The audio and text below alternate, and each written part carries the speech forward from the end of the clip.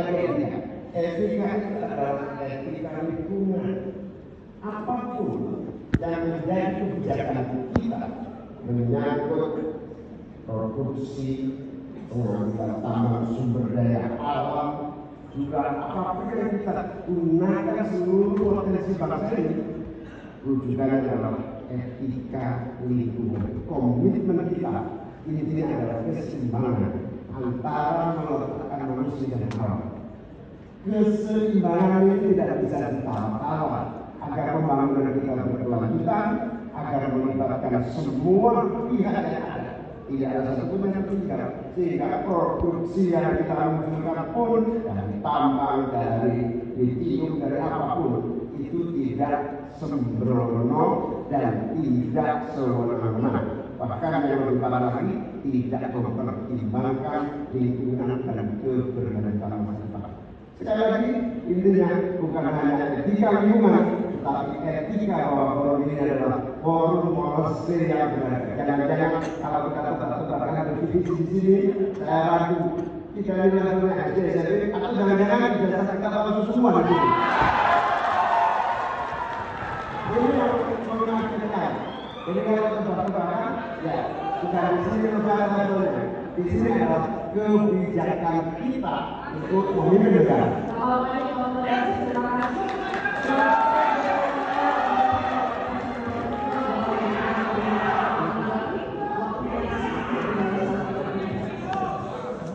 Ini agak aneh ya, yang sering ngomongin AFP itu inisiatifnya, tapi cawapresnya nggak paham AFP itu apa.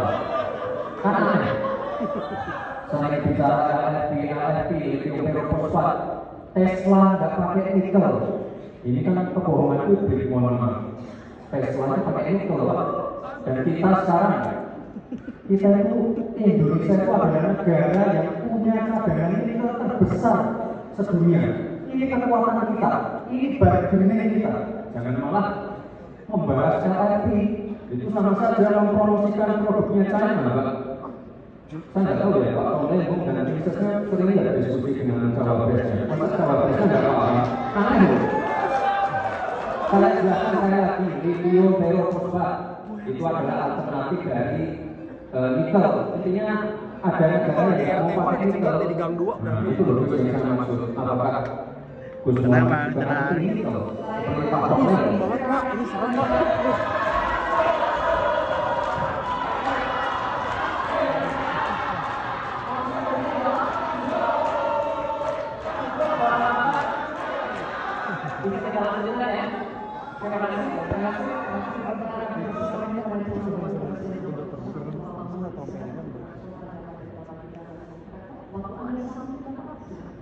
Saya setuju bahwa potensi sumber daya alam kita harus terus kita konsumsi. Tetapi harap dicatat, gara-gara kita mengeksplorasi nikel ugal-ugalan, lalu hilirisasi tanpa mempertimbangkan ekologi, mempertimbangkan sosialnya, buruh kita diabaikan malah pada tenaga kerja asing, dan juga akan menjadi korban kecelakaan. Di sisi yang lain, masukan dari nikel kita juga sangat kecil. Ini menjadi pertimbangan. Dan yang mana nikel kita berlebih produknya, sehingga bukan mereka kalau kita naik, malah kemudian kita menjadi korban dari polisi kita sendiri. Sementara kita masa depannya menjadi tidak jelas, di sisi yang lain kita mengorbankan lingkungan dan sosial kita sekaligus hubungan yang sangat besar bagi negara. Oleh karena itu, bukan soal ini soal budaya dan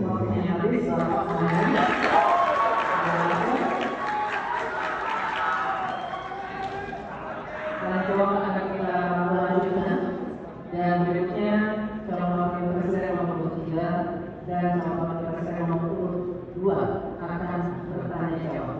Untuk itu kami persilakan calon wakil nomor 3 Bapak Mahfud MD untuk mengajukan pertanyaan kepada calon wakil nomor 2 Bapak Gibran Raka-Buming-Raka.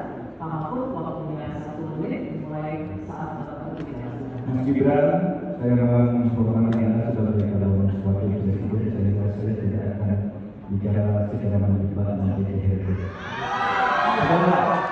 Pada tanggal 17 Februari 2019, dalam sebuah debat calon presiden itu Pak Prabowo mengatakan bahwa Pak Jokowi itu menyampaikan tidak akan mengimpor komoditas pangan jika nanti terpilih presiden. Ternyata kata Pak Prabowo 4 tahun memimpin Pak Jokowi masih mengimpor dan itu merugikan banyak petani.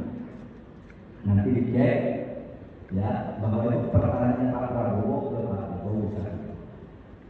Pak Jokowi kita nggak akan impor, tapi sekarang kita masih mengimpor banyak, masih mengimpor banyak, malah semakin banyak mafianya kalau mengimpor bahan pangan. Nah itulah sebabnya aku sudah untuk menyelesaikan masalah di masa depan ini. Ternyata bisa dijawab untuk menjawab waktunya 2 menit dimulai saat Sepertinya Prof. Mahfud agak ngambek ya, soalnya saya sudah 2 kali memberikan pertanyaan yang sulit. Pak Profesor selalu di komen pertanyaan receh. Ya kalau receh ya dijawab Pak, itu dulu. Segampang itu. Oke, masalah pangan, masalah impor 2019 sampai 2022 kita sebenarnya sudah swasembada beras. 2023 ada impor karena El Nino dan ini terjadi di sebagian besar di belahan dunia Pak. Kuncinya sekarang adalah bagaimana kita bisa bekerja sama melakukan ekstensifikasi, intensifikasi lahan di tingkat desa sampai tingkat nasional secara efektif. Pupuk itu kunci. Makanya kemarin ada pabrik pupuk di Papua. Ini kunci untuk meningkatkan produktivitas. Lalu mekanisasi. Ini kalau tidak ada mekanisasi, produktivitasnya tidak akan meningkat. Ada combine harvester, ada RNU. Ini wajib untuk meningkatkan produktivitas sekaligus mengurangi food loss atau food waste. Lalu tentu saja kita harus mengadakan anak muda. Misalnya di Jawa juga ada program petani milenial. Jadi kita juga harus mengedepankan smart farming. Kita pakai IoT untuk mengecek kesuburan tanah, pH tanah, keasaman tanah. Penting sekali Pak. Lalu kita pakai drone untuk menyemprotkan pestisida. Jadi memang yang namanya food estate, lahan pertanian itu adalah program jangka panjang. Jadi tidak bisa dijudge sekali panen, 2 kali panen, 3 kali panen. Panen pertama, kedua, ketiga itu pasti tidak pernah 100%. Ini yang petani pasti paham. Baru nanti panen ke-6 ke-7 baru akan kelihatan seperti apa hasilnya. Itu Pak. Terima kasih dan mohon maaf sebelumnya Pak.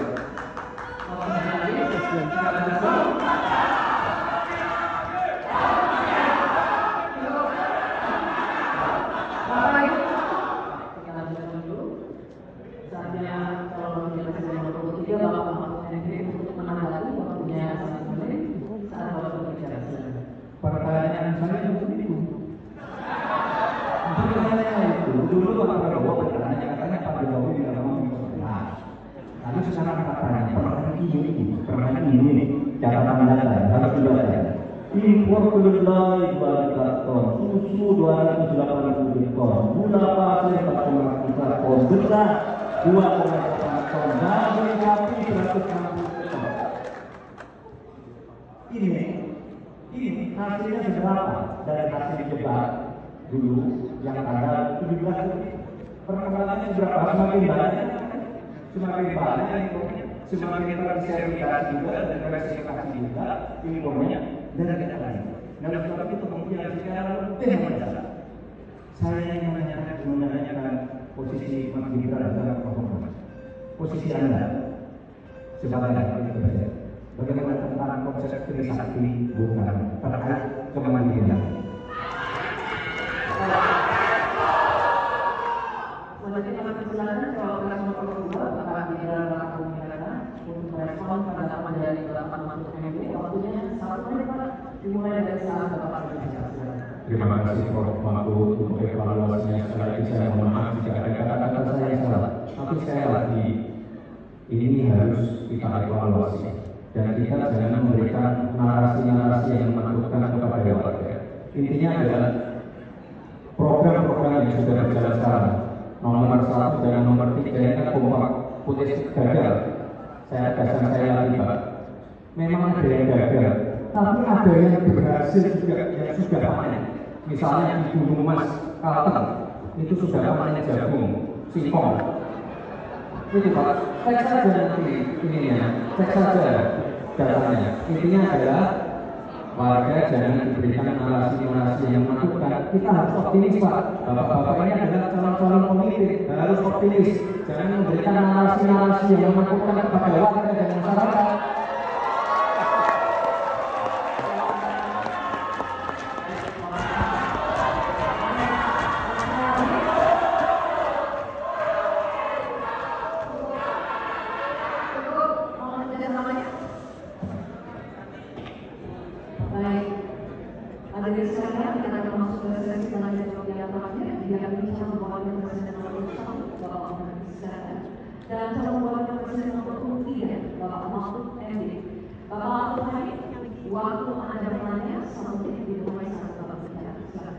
Prof Mahfud yang saya hormati ya Bapak Presiden, bahwa kita saksikan hari ini beberapa tahun terakhir ini kerusakan iklim, lingkungan hidup yang mengkhawatirkan, kemudian bencana ekologis, banjir, longsor, dan berbagai keadaan sulit lainnya terjadi. Ini bukan main-main, ini serius. Dan kalau mau jujur, jangan menunjukkan ini. Tapi akan saya selesaikan apa? Karena itu saya ingin menyampaikan data-data penting catatan saya. Konflik agraria seperti membakar yang tidak diatasi. Petani kita sebagai kurang memiliki hak atas akses lahan. Bahkan banyak yang masih 17 juta di bawah setengah hektar. Ini dipersoalkan. Ini fakta yang harus kita lihat. Bagaimana menurut Pak Mahfud? Apakah ini kesalahan visi atau kesalahan pemimpin? Baik, oke, terima kasih. Selanjutnya kami persilakan kepada calon Bapak Presiden nomor 3 Bapak Mahfud. Ya, data yang disampaikan Pak Muhammad ini tadi sudah saya sampaikan di dalam opening speech bahwa konflik agraria di kantor Polhukam saja itu sekarang 2.587 untuk apa? Untuk masalah Polhukam saja, belum yang laporan ke komisi, belum yang laporan ke DPR dan sebagainya itu bisa keluar. Artinya data itu saya gunakan dan sudah saya katakan begitu, tidak ada. Nah, persoalannya sekarang, bagaimana kita mau menyelesaikan itu? Begini, dulu di zaman Bung Karno itu ada undang-undang yang menyatakan bahwa tanah-tanah milik masyarakat ada itu supaya diberikan ke masyarakat adat. Nah, pada waktu itu pemerintah itu mempunyai Inspektorat Jenderal Agraria. Inspektorat Jenderal Agraria ini mengeluarkan kiat keputusan Inspektorat Agraria yang menyatakan bahwa tanah adat milik SAGW itu diberikan kepada masyarakat adat, kepada masing-masing. Nah, tetapi sesudah zaman Orde Baru muncul BPN sehingga dikatakan bahwa yang disebut sebagai produk dinas itu bukan bernilai sertifikat sehingga menjadi mentah lagi persoalannya. Jadi tumpang tindih sertifikat pada saat dinas itu dikeluarkan itu secara hukum sah, tapi begitu ada berdoa itu harus untuk sertifikat dari BPN. Terjadi tumpang tindih, terjadi kasus mereka dan sebagainya. Oleh sebab itu menurut saya ini harus dibuat kesepakatan bagaimana cara menyelesaikan ini. Selesai. Baik, terima kasih. Selanjutnya kami persilakan kepada calon Wakil Presiden nomor 4 Bapak Muhaimin Iskandar. Waktu Bapak 1 menit. Silakan. Ya, banyak masalah yang menjadi kendala pelaksanaan reforma agraria. Salah satunya birokrasi kita, keseluruhan politik kita, kemauan pemimpin. Di bawah presiden harusnya ada satu kelembagaan yang bisa mengelola reforma agraria yang sangat sungguh, tidak dibiarkan terus-menerus. Yang pertama soal reforma agraria. kedua soal lingkungan. Bencana ekologi di mana-mana. Saya tidak menyalahkan siapapun. Ini sebuah fakta yang harus kita antisipasi bersama dengan baik-baik. Bahwa kita sedang mengalami ancaman bahaya lingkungan dan krisis yang sangat mengerikan. Panas global yang masuk pada bagian dari mengangkat petani kita, jaga pangan, jaga alam dan sebagainya. Saya hanya mengatakan bahwa Gibran Mahfud, Ganjar Pranowo, Mas Anies dan siapapun kita sama-sama tobat ekologis memperbaiki kita menjadi lebih baik lagi. Tobat ekologis menjadi masa depan kita.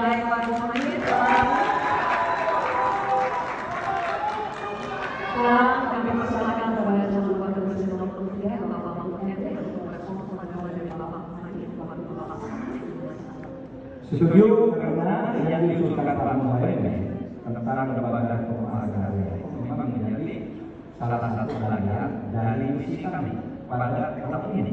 Jadi kami punya tim reformasi nasional yang merupakan pakar dalam kampus. Kesimpulannya, masalah negara ini harus ada sebuah lembaga khusus yang nanti menangani. Misalnya begini, ada sekian kasus ini yang berat tingkat kategorikan 3 bulan. Kita katakan yang kategori 1 harus selesai dalam 6 bulan, kategori 2 selesai 6 bulan, kategori 3 selesai dalam 6 bulan. Lalu kita mulai lagi menata kehidupan kita di bidang pertanahan.